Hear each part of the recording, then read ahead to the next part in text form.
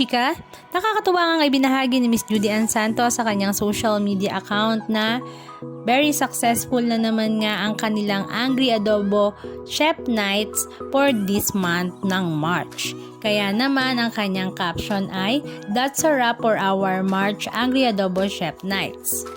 Maraming salamat for celebrating another unforgettable evening with us. Your presence truly makes every plate and every moment more special.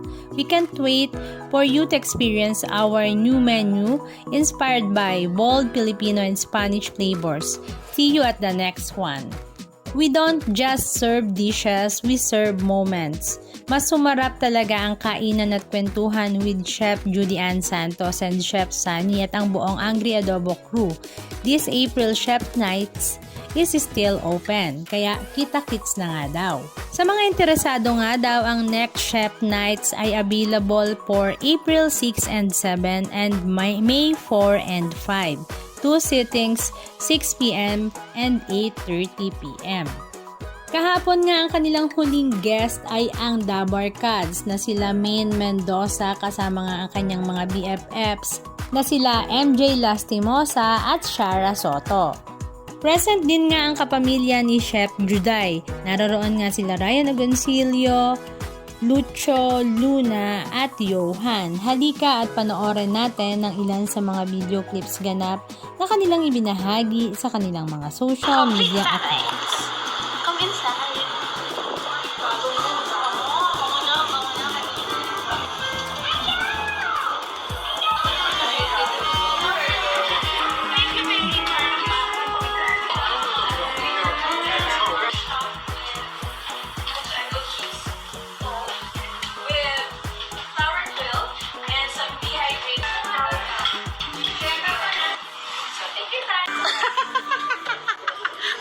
Naka-duty ako today.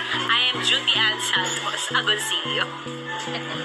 Mamaya off-duty namin. Off-Juday namin. Wala sundo ngayon. Wala, nagbabanti ng mga bata ko. Basta mahal ang gas. Dapat nga nagpasundo ako, no? Kasi pwede kami nagmotor na lang pa uwi. Ay, hindi. Dapat din. Nagpasok siya bukas. Trabaho siya. Eh, yun ang mga senyo. Yan. Salamat sa pagkain. Dito na pala kami umulit.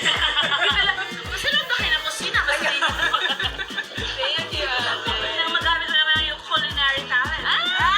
Kung kailangan mo ng assistant dito, ganyan. Kung sa kitchen, pwede mo ako. Thanks, Dahil. Bye. Anong masasabi nyo mga kachika? Just comment down below. And please don't forget to subscribe. Thank you!